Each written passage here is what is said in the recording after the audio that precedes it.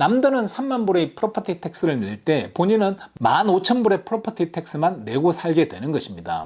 오늘은 제가 프로포지션 19에 대해서 설명을 드리는 게 아니고 이 부분을 고려해서 투자하시는 부분을 말씀드리고자 합니다.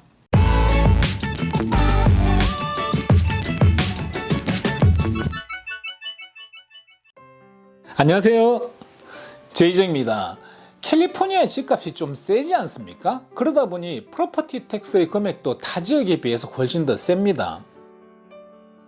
집값 대비 프로퍼티 텍스 비율 자체는 타 지역에 비해서 그리 높은 편은 아니지만요, 캘리포니아에서 오래 사실 분들이나 나중에 캘리포니아에 이주하셔서 사실 계획이 있으신 분들 혹은 투자 계획이 있으신 분들은 전략적으로 노후에 내야 되는 프로퍼티 텍스에 대해서 한 번쯤은 고민을 하고 부동산 투자에 임하시는 것이 좋을 것 같다는 생각에 이번 영상을 만듭니다. 노후에 연금으로 생활을 하시든지 투자 수익금으로 생활을 하시든지 은퇴 후에는 고정적인 지출을 최소화하는 것이 아주 중요하다고 어른들이 조언을 해주십니다.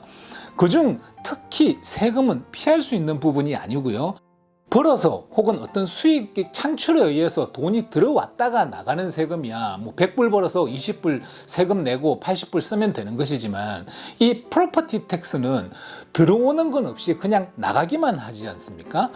이건 어떻게든 여러 수단을 동원해서 그냥 주야장천 나가기만 하는 이 프로퍼티 텍스를 최소한으로 만들어 놓는 것이 현명한 방법이라고 생각을 합니다. 특히 노후에는요. 캘리포니아에는 프로포지션 19이라는 것이 있는데요, 이게 원래는 프로포지션 60였는데 2020년 11월에 주민투표에 의해서 프로포지션 19으로 바뀌었습니다. 프로포지션 19으로 바뀌고 난 뒤에 제가 짧은 3분짜리 영상에 내용을 압축시켜 집어넣어서 영상을 올려놓은 곳이 있습니다. 프로포지션 19에 대해서 아시고 싶으신 분들은 그 영상을 참조하시면 도움이 될 것 같습니다. 이쪽에 링크가 나올 것입니다. 이 프로포지션 19는 부동산 투자를 잘 셋업을 해놓으면 노후에 프로퍼티 텍스로 인한 지출을 엄청나게 감소시킬 수 있습니다. 아주 유용하게 쓰일 것입니다. 복잡한 거 싹 빼고 심플하게 설명을 드리겠습니다. 프로퍼티 텍스의 이해를 돕기 위해서 그냥 임의로 1%라고 하겠습니다. 판 금액과 같은 금액으로 매입을 했을 때, 그러니까 30년 전에 A 매물을 100만에 매입을 했고요, 지금 프로퍼티 텍스를 10,000불을 내고 있습니다. 그리고 세월이 지나서 A 매물을 300만 불에 팔고 B 매물을 300만에 사면 프로퍼티 텍스를 원래는 3만 불을 내야 합니다. 이때 B 매물에 대한 프로퍼티 텍스를 3만 불을 내는 게 아니고 예전에 A 매물에서 내고 있던 10,000불만 내면 된다는 것입니다. 이게 그냥 기본 개념이고요. 다른 경우는 판 금액보다 낮은 금액의 그 매물을 매입하는 분들이 있을 것 아닙니까? 예를 들어서 A 매물을 300만에 팔고 B 매물을 200만짜리를 산다면 B 매물을 사고 보유하면서 내야 하는 프로퍼티 텍스는 연 2만 불인데 이 2만 불을 내는 게 아니고 A 매물을 보유하면서 냈던 10,000불만 내면 되는 것입니다. 그리고 판 금액보다 더 비싸게 산 경우도 있겠죠. 예를 들어 300만에 팔고 500만짜리를 산다고 가정해 보겠습니다. 그 경우 300만 불만큼은 똑같이 A 매물이 가지고 있을 때 내던 10,000불만 내고 나머지 차액, 그러니까 500만에서 300만을 뺀 200만만큼은 200만의 1%인 2만 불을 내면 된다는 것입니다. 총 3만이 되겠죠. 그러면 프로퍼티 텍스가 원래는 5만 불을 내야 하는 것이 프로포지션 19을 이용을 함으로 인해서 3만 달러만 내면 되는 것이죠.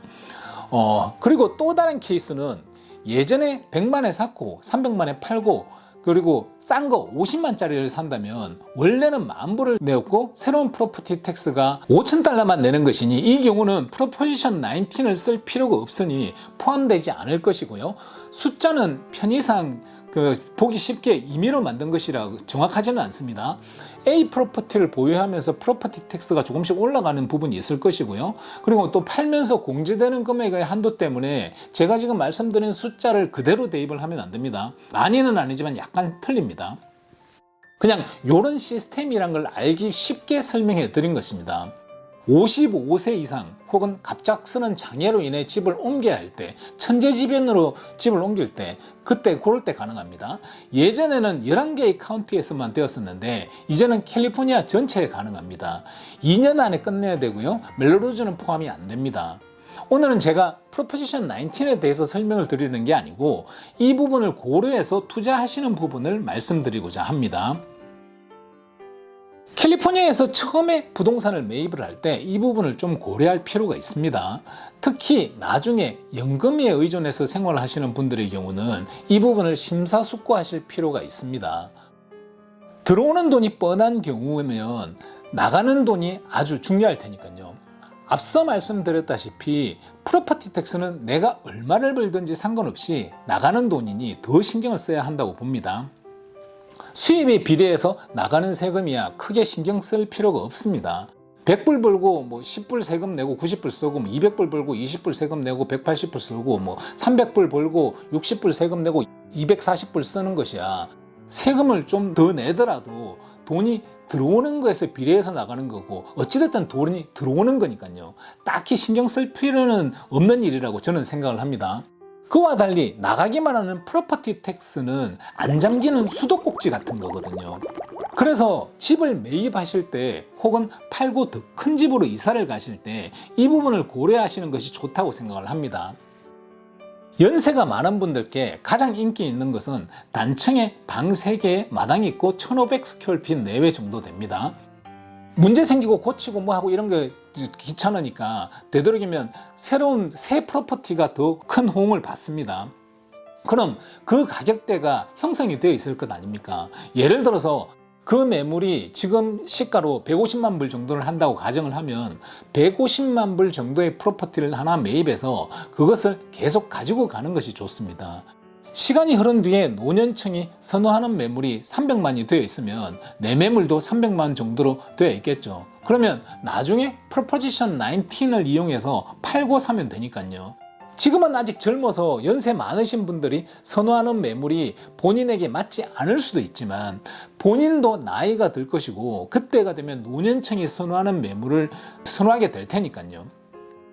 지금 150만 불의 매물을 가지고 있다면 그 매물은 어지간하면 팔지 않고 가지고 가는 것이 좋습니다.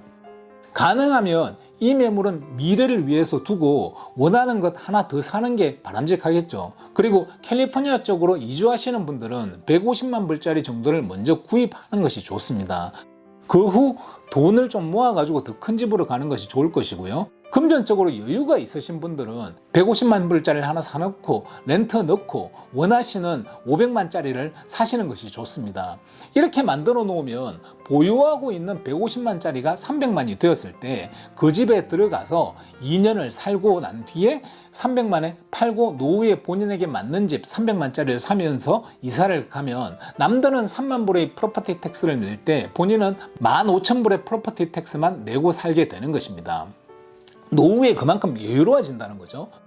150만과 300만, 500만 이런 숫자들은 보기 쉽게 제가 예를 든 것임을 한 번 더 말씀을 드립니다. 일반적으로 재산 증식을 할 때 800스퀘어핏짜리를 사서 돈 좀 모으고 그리고 부동산 자산이 올라간 레버리지를 이용을 해서 1200스퀘어핏으로 옮겨가고 또 돈을 좀 모으고 집값 올라간 돈을 이용해서 1800스퀘어핏으로 가고 이런 식으로 2000스퀘어핏으로 가고 2500스퀘어핏으로 가고 3000스퀘어핏으로 가고 4000스퀘어핏으로 가고 이런 식으로 자산 증식을 하지 않습니까? 이렇게 막 올라가다가 어느 시점에는 약간의 미래를 생각해서 노후에 집을 소유하면서 멈추지 않고 나갈 프로퍼티 텍스 낼 부분을 한 번 정도 고려해 봐야 한다는 것입니다. 800스퀘어핏에서 시작해서 2000스퀘어핏 정도로 갔으면 2000스퀘어핏을 팔고 더 넓은 곳으로 확장을 해서 2500스퀘어핏으로 가는 것과 좀 무리를 해서라도 2000스퀘어핏을 가지고 있으면서 2500스퀘어핏짜리를 한 채 더 사는 것, 그리고 2000스퀘어핏을 가지고 있으면서 800스퀘어핏짜리를 한 채 더 사는 것, 어느 정도 올라갔을 때 이 세 개 중에 한 가지를 고민을 해 보시는 것이 좋습니다. 사이즈가 너무 커지고 금액이 너무 크게 올라가 버렸을 때부터는 일단 매물을 렌트 놓기가 힘들어서 가지고 가기 부담스럽고요. 금액이 크니까 노후에 좀 작고 노후에 좀 편한 매물로 갈 때 프로포지션 19에 대한 혜택을 받을 수가 없겠죠. 아까 말씀드린 마지막 케이스처럼요. 이 집을 장기간 렌트 놓는다고 문제가 되는 것은 없는 것이 나중에 2년을 들어가서 살아버리면 프라이머리 레지던트로 인정을 받기 때문에 문제가 없습니다. 그리고 대출을 받을 때 프라이머리 레지던트로 대출을 받는 상태인 경우가 많아서 장기간 렌트를 놓고 있다고 문제가 될 것은 없습니다. 지난 5년 중 2년을 살아야 하는 거주용 부동산의 기본 조건이 조금 길게 바뀔 수는 있겠지만 이직률이 많은 미국에서는 이 부분이 크게 바뀌기는 현실적으로는 좀 힘듭니다. 그리고 양도소득세가 부부 합산 50만 불까지 공제가 되기 때문에 세금 내야 하는 것 때문에 너무 크게 가격이 올라가 버리면 문제가 될 수 있기는 하지만 일단 그게 불편할 정도로 그렇게 오르기는 좀 힘들고요. 그리고 제 생각에 부부 합산 50만 불은 아마도 상향 조정될 것 같습니다. 이것 때문에 매물이 안 풀린다고 문제 제기하는 사람들이 상당히 많습니다. 저도 그중 한 명이고요. 전미 미국 부동산 협회에서도 이 부분을 로비 중이라고 하고요. 그리고 프로포지션 19 이런 종류의 법은 퇴행되기는 좀 힘듭니다. 노인복지 차원이니까요. 그 전에 있던 프로포지션 60에 비해서 훨씬 더 좋고 넓게 프로포지션 19으로 업그레이드 되었습니다. 앞으로도 지금보다 좀 더 괜찮게 되었으면 되었지 퇴행되지는 않을 것입니다. 프로포지션 19은 캘리포니아 안에서만 허락된 법입니다. 그래서 캘리포니아에서 노후를 보낼 계획이 있으신 분들은 미리 이 부분을 고려하시는 것이 좋습니다. 노후를 캘리포니아에서 보낼 계획이 없더라도 여유가 되시면 캘리포니아의 적당한 중간에서 중간 위에 정도의 가격의 부동산을 구매해 놓는 것은 괜찮은 아이디어입니다. 잘 올라가고 가격이 좋으니까 나중에 활용도가 좋습니다.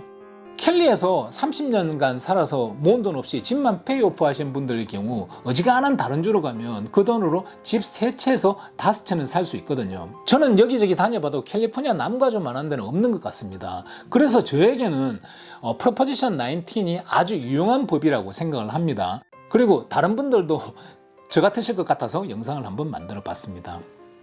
혹시나 캘리포니아 외의주에 계시는 부동산 에이전트 분이 이 영상을 보고 계시면 그 주에서도 이런 노후를 위한 유용한 법이 있으시면 영상 하나 만들어 가지고 올려주시면 감사하겠습니다. 은퇴 후 그쪽도 고려를 해보게요. 이상입니다. 도움이 되셨으면 좋겠습니다. 감사합니다.